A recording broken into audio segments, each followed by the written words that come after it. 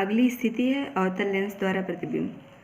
उसमें दो स्थितियाँ पाई जाती हैं। जब पहला है बिंब जब अनंत पर रखा हो, तब ये पहले वाले का चित्र है, ए वाला, जिसमें क्या दिख रहा है, ये रहा मुख्य अक्ष, ये वाला, ये जो जा रहा है ये प्रकाशिक केंद्र हो गया, ये F1 हो गया, ये 2F1 हो गया। तो अनंत पे जब कोई वस्तु रखी रहती है, बिंब रखा रहता है, तो क्या होता है, मुख्य अक्ष के समांतर निकलती हुई जो आपतित प्रकाश किरणें आती हैं, ये दोनों आ रही हैं, तो क्या होता है, अवतल लेंस है। अवतल लेंस का गुण क्या होता है, अपसरित करना। तो यहाँ से आकर के वो अपसरित दूसरे माध्यम में ज्यों ही जाती हैं तो तुरंत अपवर्तित होकर के अपसरित हो जाती हैं। और इसको जब हम पीछे की तरफ मिलाते हैं दोनों को, तो एक कटान बिंदु होता है, और वो कटान बिंदु कहाँ पे जाके बनता है, F1 पर, मुख्य फोकस F1 पर। किस आकार में बना है, एकदम बिंदु जैसा, बिल्कुल छोटा सा बना है। और जिस तरफ बिंब रखा है उसी तरफ क्या बन रहा है, प्रतिबिंब भी बन रहा है, और ऊपर की तरफ बन रहा है, और एकदम बिंदु के आकार का बन रहा है। तो आभासी बन रहा है, और कैसा बन रहा है, सीधा बन रहा है। उल्टा और वास्तविक तब बनता जब इस तरफ बनता। ठीक, अब ये हो गया अगर कोई वस्तु या बिंब कहाँ रखा है, अनंत पर, और कैसा लेंस है, अवतल लेंस। अवतल लेंस का गुण क्या होता है, अपसरित करने का गुण होता है, मतलब फैलाव का गुण होता है। और इसको हम पीछे की तरफ मिला देते हैं तो मिलती हुई जहाँ प्रतीत हो रही है, कोई मिलन बिंदु होगा, कटान बिंदु होगा, तो उसको हम कहते हैं मुख्य, मतलब उसको हम कहते हैं वहीं पे प्रतिबिंब बन रहा है। और कहाँ पे बन रहा है, कहाँ पे मिल रही है, मुख्य फोकस F1 पे जाके मिल रही है। अब एक स्थिति बस और इसमें बनती है। अगली स्थिति है अवतल लेंस में क्या है, जब बिंब अनंत तथा प्रकाशिक केंद्र O के बीच में रखा हो। कहाँ पे रखा हो, अनंत और प्रकाशिक केंद्र O के बीच में। जैसे दर्पण में देखते थे वहाँ पे क्या होता था, ध्रुव होता था। यहाँ क्या हो रहा है, यहाँ उसकी जगह पे प्रकाशिक केंद्र है। ठीक, अब ये दूसरे वाले के लिए चित्र है, इसीलिए मैंने इसको A लिख दिया, इसको क्या लिख दिया, B लिख दिया है, जिससे कि आसानी समझ में आ जाए। अनंत पे कोई वस्तु रखी है, और किसके बीच में, अनंत और प्रकाशिक केंद्र के बीच में रखी है। अब देख रहे हो कि वहाँ से एक प्रकाश किरण ये निकली ऐसे, फिर यहाँ से अवतल लेंस है तो इसमें अपसरण का गुण पाया जाता है। अब दूसरे माध्यम में ज्यों ही जाती है तुरंत अपसरित हो जाती है, और फिर दूसरी प्रकाश किरण प्रकाशिक केंद्र से होकर के जाती है, और प्रकाशिक केंद्र से होकर के जाती है। हमने देखा था कि इसको जब एक किरण आरेख के द्वारा समझा था कि प्रकाशिक किरण अगर जो प्रकाशिक केंद्र O होता है उससे अगर जाता है तो अपवर्तन के बाद क्या हो जाता है, बिना विचलन के उसी तरफ निर्गत हो जाता है फिर से। तो बिना विचलन की इस तरफ आई आपतित किरण, बिना विचलन की क्या हो गई, फिर उसी तरफ निर्गत हो गई। दोनों आ करके अगर हम इससे पीछे मिला दें तो मिलती हुई प्रतीत हो रही हैं, मतलब दोनों किसी बिंदु पे मिलेंगी। और ये कहाँ से होकर के जाएगी, F1 से होकर जाएगी, मिलती हुई जब प्रतीत होगी। क्योंकि यहाँ देख रहे हो जैसे जब आई, ये जब आ रही है तो ऐसे गई, फिर क्या हो रहा है, इसको जब हम डैश डैश करके मिलाते हैं तो कहाँ से जाती है, F1 से। सेम स्थिति वही है कि ऐसे आई मुख्य अक्ष के समांतर, यहाँ से गई, फिर इसको हम जब मिलाएंगे तो F1 से होगी जाती प्रतीत होगी। अब दोनों का कटान बिंदु जो होगा वहाँ पे क्या हो जाता है, उसी को हम जब नीचे से मतलब उसको मिला देते हैं मुख्य अक्ष से, तब उसी को हम प्रतिबिंब कहते हैं। प्रतिबिंब मान लो बिंब AB था तो प्रतिबिंब क्या हो गया, A' B' हो गया। अब हमको देखना है कि प्रतिबिंब किस आकार में बन रहा है और कैसा उसकी प्रकृति कैसी है। प्रकृति मतलब कि उसका स्वभाव कैसा है। जैसे देख रहे हो उत्तल लेंस में देखा था कि हमेशा सारे प्रतिबिंब किस तरफ बन रहे थे, इधर जा कर के बन रहे थे, देखा था ना। और अवतल लेंस में क्या है, दो स्थितियां हैं, दोनों में क्या हो रहा है, इसी तरफ बन रही है। तो अगर उस तरफ जाके बन रही है, जिस तरफ बिंब रखा है उसी तरफ बन रही है, तो ये आभासी होगा। और जिस उस तरफ जाके बना तो वास्तविक में बन रहा है प्रतिबिंब। यहाँ पे बन रहा है इसी तरफ बिंब की तरफ बन रहा है तो आभासी बना, और ऊपर की तरफ मुख्य से बन रहा है तो क्या बना, सीधा बना। आभासी और सीधा बना तथा बिंब से कैसा बना, छोटा बना। ये समझ गए इतना सारा, बस इतना ही पढ़ना था हमको प्रतिबिंब खींचने में। हमने अभी तक देख लिया है कि उत्तल लेंस द्वारा प्रतिबिंब कैसे खींचा जाता है और क्या क्या स्थितियाँ पाई जाती हैं। उत्तल लेंस में क्या था, जैसे अगर हम शुरू से देखें, एक बार देख लें पहले शुरू से। जैसे ये था, एक बार सबसे पहले हम कहाँ वस्तु रख रहे थे, बिंब कहाँ रख रहे थे, अनंत पे रख रहे थे। तो उसके बाद उससे थोड़ा सा नज़दीक में ले आए, यहाँ 2f1 पे बिंब को रख दिए, फिर उसके बाद इसके इनके बीच में रख दिए, फिर f1 पे स्थिति पे रखे, फिर इनके बीच में रख दिए। ऐसा किया था ना हमने, पहले अनंत पे, फिर इस तरफ हम थोड़ा थोड़ा ऐसे करके बिंब को खिसकाते रहे तो अनंत पे बना। फिर ये अनंत से फिर 2f1 से थोड़ा सा दूर रखे, फिर 2f1 पर रखे, फिर f1 और उसके 2f1 के बीच में रखे बिंब को, फिर फोकस f1 पर रखे, फिर फोकस f1 और प्रकाशिक केंद्रों के बीच में रखे। इतनी सारी स्थितियाँ पाई जा रही थी। हमने इसको उत्तल लेंस में देख लिया था। और अवतल लेंस में क्या था, इसमें बस 2 ही स्थिति हमने देखी। ऐसा क्यों हुआ,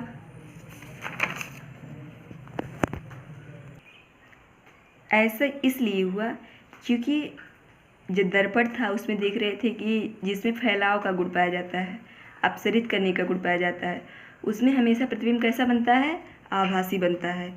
तो इस वहाँ था कि उत्तल दर्पण में ऐसा हो रहा था, यहाँ ये स्थिति सारी स्थितियाँ अपसरित करने का गुण इस कहाँ पाया जा रहा है, अवतल लेंस में पाया जा रहा है। तो इसीलिए ऐसा हो रहा है। ठीक, इतना समझ गए, इतना किरण आरेख खींचना हम समझ लिए।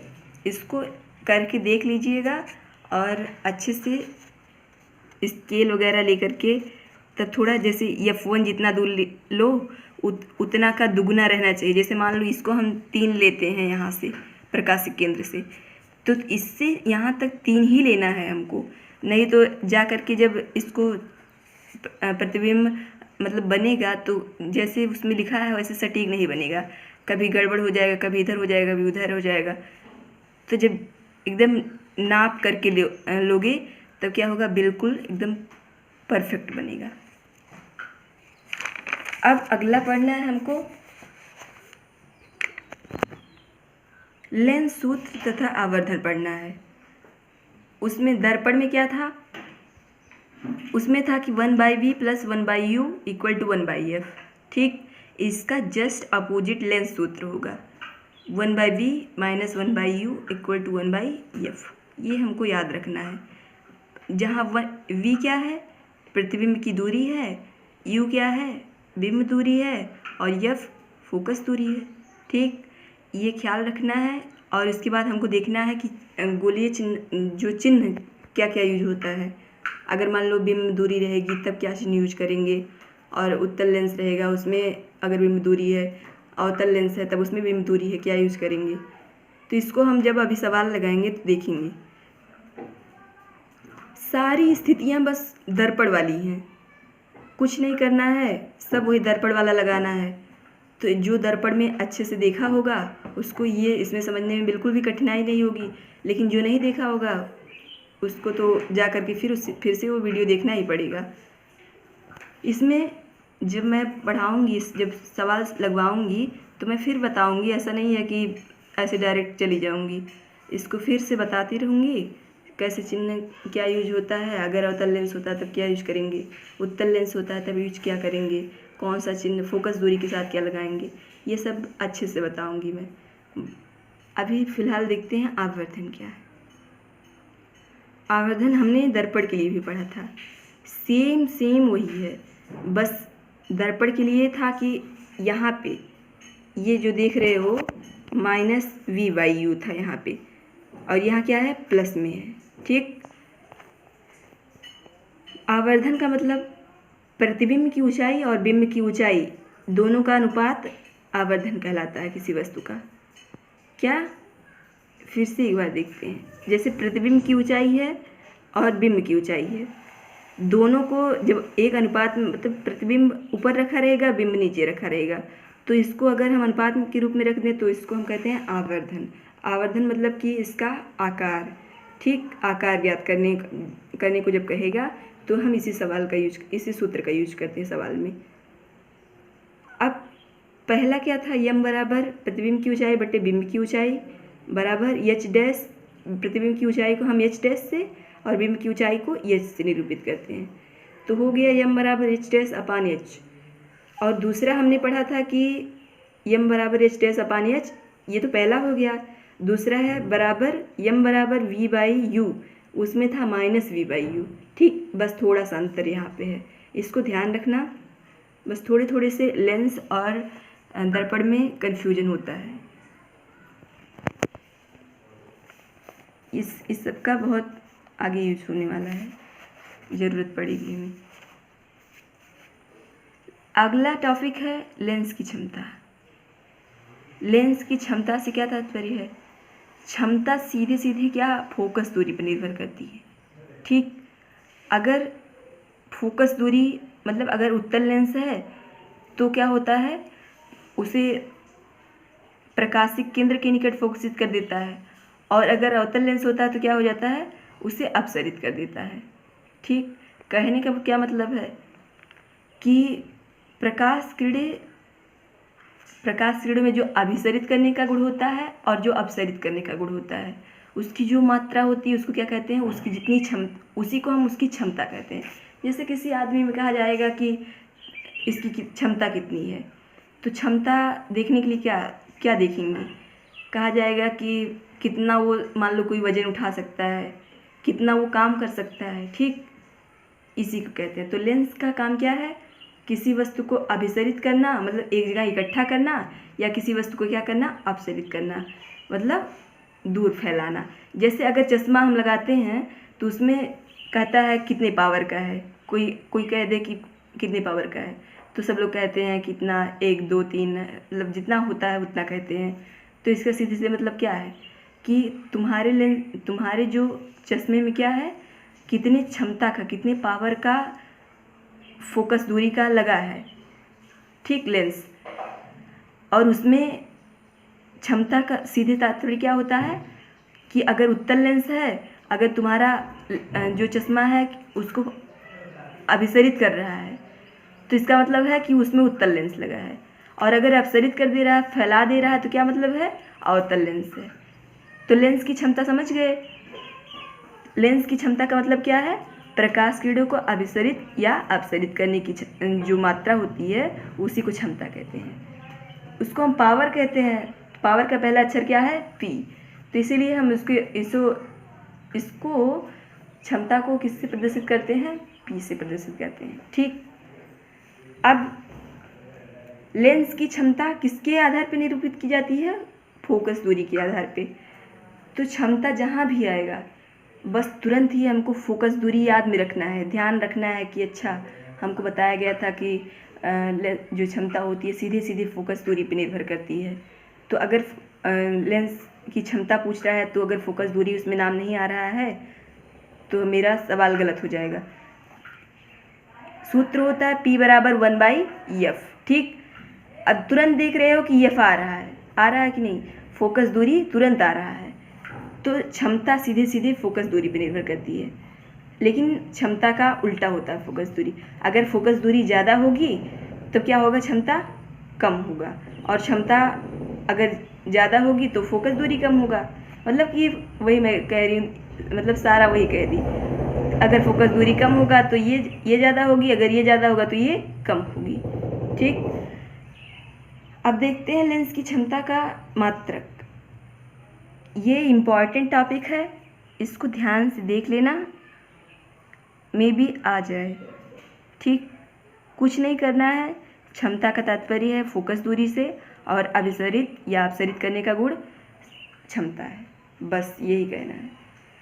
इसका यसाई मात्रक डायोप्टर है, ठीक, ध्यान रखना है, डायोप्टर, जिसको हम डी से प्रदर्शित करते हैं क्योंकि इसका पहला अक्षर डी है। एफ को मीटर में व्यक्त करें तो क्षमता को डायोप्टर में व्यक्त किया जाता है। इसको हम मीटर में और इसको डायोप्टर में। ठीक, अब डायोप्टर क्या है? एक डायोप्टर उस लेंस की क्षमता है जिसकी फोकस दूरी क्या है? मीटर में 1 मीटर है। अगर कोई 1 मीटर का फोकस दूरी वाला लेंस है तो उसकी क्षमता क्या होगी? 1 डायोप्टर होगी। बस यही कह रहा है। 1 डायोप्टर का मतलब होता है उस लेंस की क्षमता जिसकी फोकस दूरी कितनी हो? 1 मीटर हो। ठीक, अब अगला है उत्तल लेंस की क्षमता धनात्मक और अवतल लेंस की क्षमता क्या होती है? ऋणात्मक होती है। ये आपका टॉपिक शायद पूरा कंप्लीट हो गया। ये चैप्टर एंड हो गया है। हमको क्वेश्चंस देखने हैं जिसमें क्या क्या है। अब एक और लिखा है, यह भी जानिए, अनेक प्रकाशिक यंत्रों में कई लेंस लगे होते हैं। उन्हें प्रतिबिंब को अधिक आवर्धित तथा सुस्पष्ट बनाने के लिए संयोजित किया जाता है। इस प्रकार संपर्क में रखे लेंसों की कुल क्षमता उन लेंसों की पृथक पृथक क्षमताओं का बीजगणितीय योग होती है। अगर ढेर सारे लेंस हैं तो लेंस की कुल क्षमता अगर निकालनी है तो हमको क्या होगा? पहले जो लेंस होता है उसका क्षमता, दूसरे का क्षमता, तीसरे का, सारा निकाल के क्या कर देते हैं? ऐसे इस तरह से जोड़ देते हैं, बीजगणितीय योग कर देते हैं। ठीक, बस ये चैप्टर एंड हो गया। इसको शुरू से जिसने नोट्स बना लिया है उसका तो ठीक है, उसको आराम से दोहरा सकता है, लेकिन जिसने नहीं बनाया है वो फिर से वीडियो खोल खोल के देखता रहेगा। फिर अब हमको देखने हैं ढेर सारे क्वेश्चंस। ठीक, क्वेश्चंस हम अगले वीडियो में देखेंगे। आज के लिए इतना रखते हैं। अब इतना अच्छे से समझ जाइएगा, और नहीं समझ में आएगा तो इसको रोक करके फिर से देखिए। जितना देर ना समझ में आए देखते रहिए वो, और जहाँ ना समझ में आए बिल्कुल पूछिए, बेझिझक पूछिए, कोई दिक्कत नहीं है, बताया जाएगा। आज इतना रखते हैं, फिर अंतिम बचा है शायद क्वेश्चंस। ये क्वेश्चंस इसको देखिए, जहाँ ना समझ में आए फिर कमेंट करके बताइए कौन सा सवाल नहीं आ रहा है। हम देखेंगे 3-4 क्वेश्चन और बचे हैं, उसको देख लेंगे। उसके बाद ये चैप्टर एंड हो जाएगा। फिर हम पढ़ेंगे मानव नेत्र और रंग बिरंगा संसार। ठीक, आज के लिए इतना रखते हैं। Thank you.